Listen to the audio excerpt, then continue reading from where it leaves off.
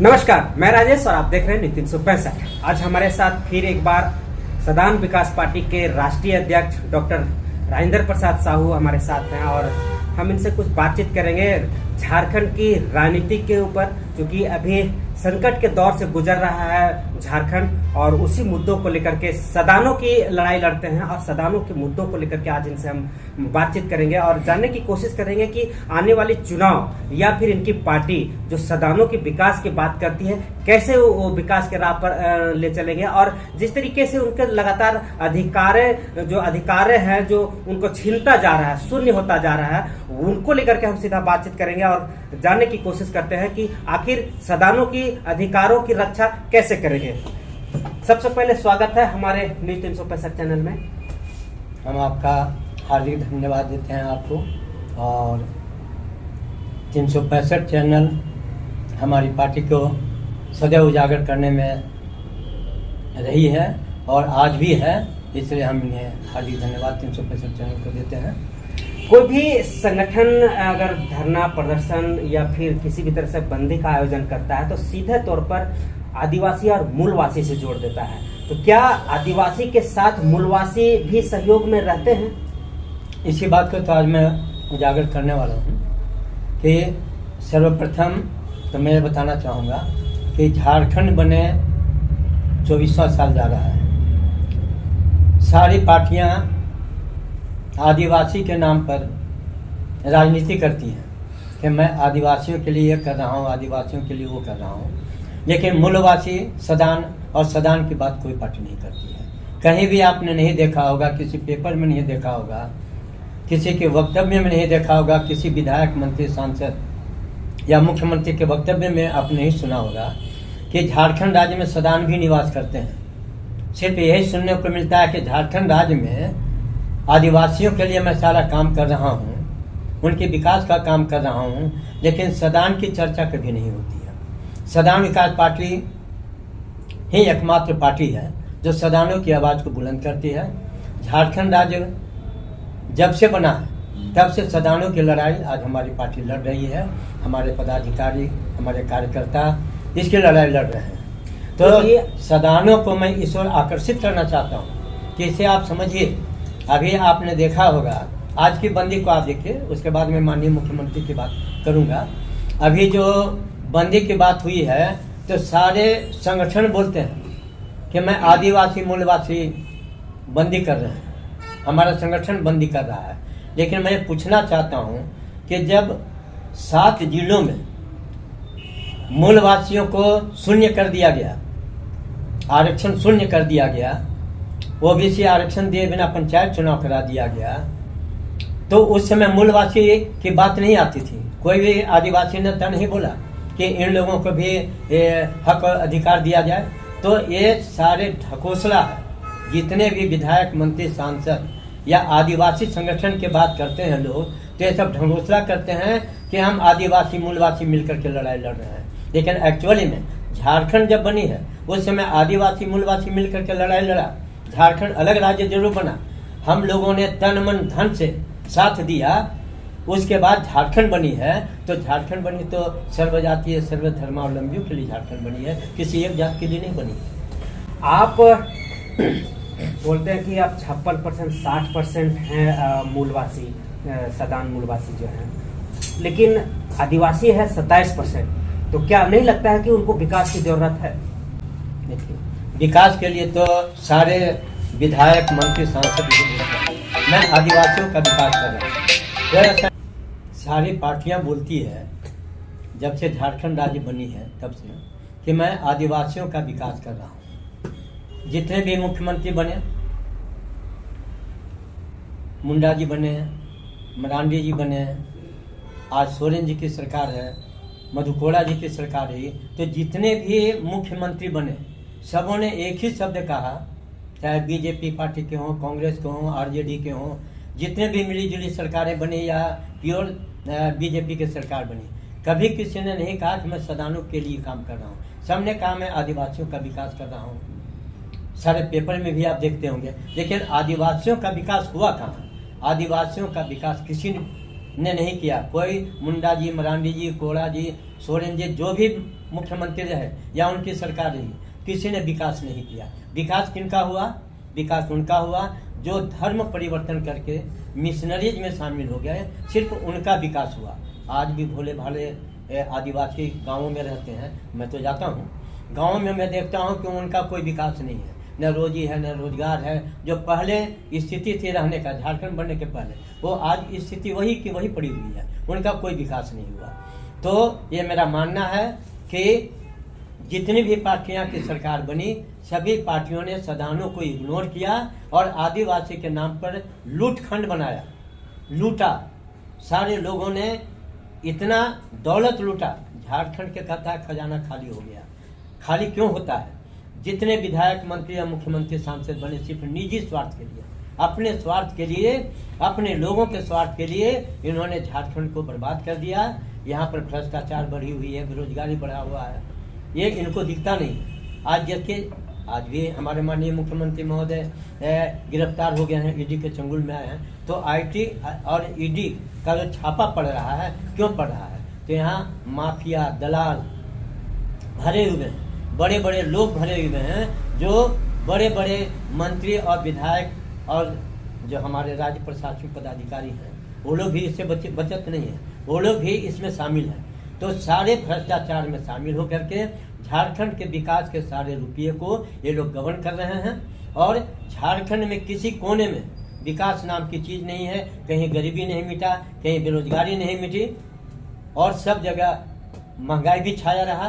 तो हर जगह पर इन मंत्री, विधायक और सांसदों ने, जितने भी पार्टी के हैं, सबों की बात मैं करता हूँ, सबों की सरकार बनी, सबके विधायक मंत्री शामिल रहे और सबने सिर्फ लूटने का काम किया। तो आपका कहने का मतलब है कि आदिवासियों के विकास के नाम पर निजी जो नेता और मंत्री और विधायक थे, उनका विकास हुआ, आदिवासियों का नहीं हुआ।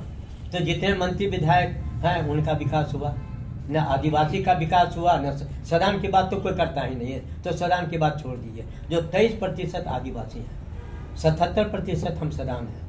हम सदान सिर्फ इन विधायक, मंत्री, सांसदों को वोट देते हैं और हमारे वोट से सरकार बनाते हैं, हमारे वोट से ये जीत करके जाते हैं और आदिवासी विकास की बात करते हैं। तो आदिवासी का भी विकास नहीं किया। सारे लोग कहते हैं मैं आदिवासियों का विकास कर रहा हूँ, जितनी भी पार्टियां के नेता हैं, जितनी भी योजनाएं लागू हो रही हैं सरकार के द्वारा आदिवासियों के लिए, तो आखिर वो योजना जाता कहाँ है? कैसे? आखिर जिस तरीके से सरकार अरबों करोड़ों का योजना पास करती है आदिवासियों के विकास के लिए, तो वो योजना जो है वो आदिवासियों तक नहीं पहुँच पा रहे। कहाँ चूक हो रही है? चूक तो एक्चुअली सब ऊपर से ही हो रहा है। जितने डिपार्टमेंट के विधायक हैं, मंत्री हैं, मुख्यमंत्री हैं, योजना तो सब वही पास करते हैं, कैबिनेट की बैठक होती, पास वही होता है। लेकिन प्रशासनिक पदाधिकारी, नीचे से लेकर ऊपर तक के लोग सब मिल करके बंदर बांट कर देते हैं और विकास का जो काम की बात करते हैं वो 10% भी जनता के बीच नहीं पहुंच पाता है।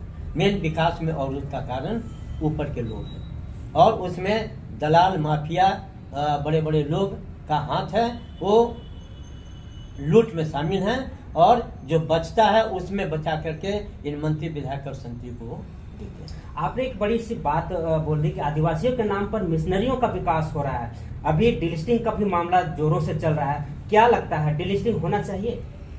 मेरे ख्याल से तो भाई जो डिलिस्टिंग का मामला चल रहा है वो तो, और हमारा कहना है कि यहाँ के जो मुख्य आदिवासी हैं इनका ही हक ज्यादा बनता है, इनको मिलना चाहिए और डिलिस्टिंग होना चाहिए। अभी आप बोले नहीं, डिलिस्टिंग होना चाहिए, क्योंकि आदिवासी ही कन्वर्टेड होकर के मिशनरी अपना रहे हैं, ईसाई अपना रहे हैं और उनका जो हक और अधिकार उन लोगों का कहना है छीना जा रहा है। तो जो आदिवासी एक कन्वर्ट हो रहे हैं मिशनरीज में, वो रुक जाना चाहिए। अच्छा, रुकना चाहिए, मतलब डिलिस्टिंग होना चाहिए। हाँ, डिलिस्टिंग होना चाहिए। जो आदिवासी से कन्वर्ट बने हैं मिशन में, वो उनका कहना है कि हमारा जो आरक्षण जो मिलता है वो जातिगत मिलता है, धर्म के आधार पर नहीं मिलता है। तो आदिवासियों के एक लगातार आरोप रहता है कि हमारे अधिकार जो है सो मिशनरी जो कन्वर्टेड हैं वो हमारा अधिकार ले रहे हैं, लेकिन उनका जो कन्वर्टेड हुए हैं वो बोलते हैं कि हम जन्म से आदिवासी ही हैं, लेकिन हम धर्म परिवर्तन किए हैं, जाति परिवर्तन नहीं किए हैं। तो ये भी ये जो वो बोल रहे हैं कि मैं जाति परिवर्तन नहीं किया, धर्म परिवर्तन किया, तो जब धर्म परिवर्तन आपने कर लिया तो धर्म परिवर्तन हो गया, तो आपको तो हक अधिकार नहीं मिलना चाहिए। जाति पर आधारित जो आदिवासी जाति है इनको मिलना चाहिए जो एक्चुअली है, लेकिन आप जात बने हुए हैं और आप धर्म परिवर्तन कर रहे हैं, तो आपको जातिगत से हटना चाहिए। 4 फरवरी को बड़ा सा रैली है, आदिवासी एकता रैली। उसमें लोगों का कहना है कि सभी धर्म के लोग उपस्थित हो रहे हैं, आदिवासी सिर्फ जो अपने आप को हिंदू मानते हैं वो नहीं हो रहे हैं। क्या लगता है, ये रैली उचित है? रैली उचित नहीं है। जब प्योर आदिवासी जो यहाँ के हैं वो उनके साथ नहीं जा रहे हैं, क्योंकि उनका हक और अधिकार मिल रहा है, तो ये रैली कर रहे हैं तो गलत रैली कर रहे हैं। ये लोग भी तो बोले हम आदिवासी हैं। आप बोल रहे हैं तो आपने धर्म परिवर्तन कर लिया, तो आदिवासी हैं कहाँ? अगर हिंदू धर्म वाले लोग अगर किसी और धर्म को मान लेते हैं तो फिर वो हिंदू रहे कहाँ? तो जब हिंदू नहीं है तो हिंदू का जो प्राथमिकता है उनको नहीं मिलना चाहिए। तो ये लोग तो खुद बोल रहे हैं कि आदिवासी हिंदू नहीं है। ये गलत बोल रहे हैं, इनका बोलना गलत है। जो आदिवासी प्योर है वो एक्चुअली में हिंदू है। कैसे हिंदू है वो?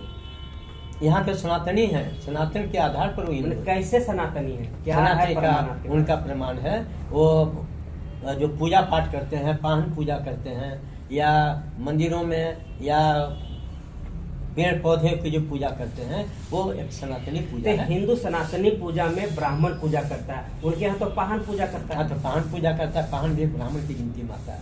पाहन भी आप जो देहात का है। पाहन से आप पूजा करवाते हैं? पाहन से क्या, गाँव में बहुत सारे पाहन पूजा करते हैं। आप करवाते हैं? नहीं, मैं नहीं करवाता हूँ, लेकिन पाहन तो पूजा करते हैं। गांव का जब पूजा पाहन करता है तब आप देखते हैं कि सोहराय मनाते हैं। सोहराय जब मनाते हैं तो सोहराय में पाहन ही पूजा करता है, तब हम लोग ब्रश करते हैं। जो भी हम लोग हैं सनातनी, जो भी हिंदू हैं, सब तब ब्रश करते हैं जब पाहन पूजा करते जाते हैं। आपके नज़र में कैसे सदानों की विकास होगा? अब रही बात सदानों के विकास के लिए, तो कोई पार्टी यहाँ तैयार है नहीं।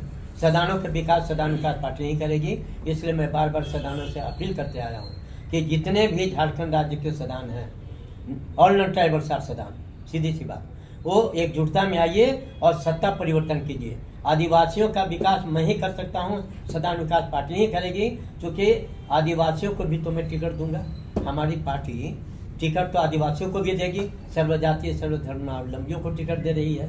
तो जहाँ रिजर्व सीट है वहाँ तो मैं भी टिकट दूंगा, लेकिन उनसे मेरा निवेदन है कि आपके हक और अधिकार की लड़ाई अगर हमारी पार्टी लड़ रही है तो हम सदानों के हक के अधिकार की लड़ाई में आपको हमारा साथ होना होगा, क्योंकि जेन्युइन जो हमारा मांग है कि सर्वजातीय सर्वधर्मावलंबियों को बराबर हक और अधिकार मिले।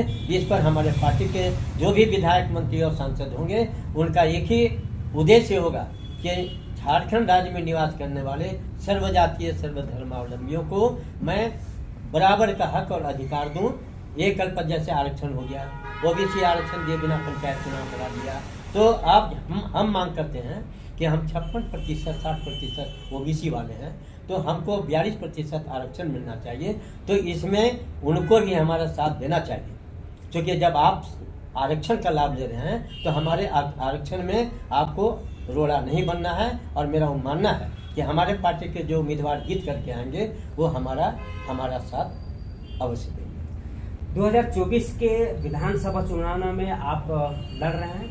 हाँ, लड़ रहे हैं। कितने सीटों पर लड़ रहे हैं? लड़ने के लिए तो हमने झारखंड राज्य के सभी सीटों पर अनाउंसमेंट किया है, लेकिन इतना आप जरूर जानिए कि 60 से 70 सीट में जरूर लड़ूंगा। क्या तैयारी है चुनाव को लेकर के? चुनाव को लेकर के सब जगह तैयारी चल रही है, सारे कार्यकर्ता, सारे लोग लगे हुए हैं। तो उम्मीद किया जाता है कि हमारी जो अपील है वो गांव-गांव तक पहुंचेगा, लोग जन तक पहुंचेगा, और अपील ही मेरा काम करेगा। क्या कहेंगे चुनाव को लेकर के जनता से? जनता से चुनाव को लेकर यही करेंगे कि आज तक जितनी भी पार्टियों की सरकारें बनी, मंत्री, विधायक, सांसद, जो भी आपका बना, सिर्फ विकास के नाम पर लूट किया, लेकिन हम आपको रोजी रोजगार नहीं दिया। हम आपको रोजी रोजगार देंगे, नौकरियां देंगे। आपका जो हक और अधिकार है वो हम सबके बीच बराबर बांटेंगे। तो देखा आपने कि बहुत सारी बात मुख्य बातें इन्होंने बताई और इनका कहना भी सही बात है कि आदिवासियों के नाम पर जिस तरीके से विकास किया जाता है वास्तविक में आदिवासी का विकास नहीं होता है, क्योंकि उनके जुड़े आदिवासी से कन्वर्टेड हुए हैं, उनका विकास हो पा रहा है, आदिवासियों की विकास नहीं हो पा रही है। अब देखना ये होगा कि आने वाला चुनाव 2024 का चुनाव में ये 70 से 80 सीटों पर लड़ रहे हैं। अब देखना ये होगा कि सत्ता परिवर्तन के लिए कितनी जनता इनका साथ देती है या सदान की एकजुट होकर के इनकी बातों को समझते हैं और अपने हक और अधिकार के लिए लड़ते हैं और वोट में इनकी ज्यादा से ज्यादा भागीदारी निभाते हैं। ये देखने वाली बड़ी बात होगी। फिलहाल हम आपको सारी घटनाओं को जानकारी हम आपके तक पहुंचाते रहेंगे। फिलहाल हमारे साथ जुड़े रहें। न्यूज़ 365 राजेश के साथ।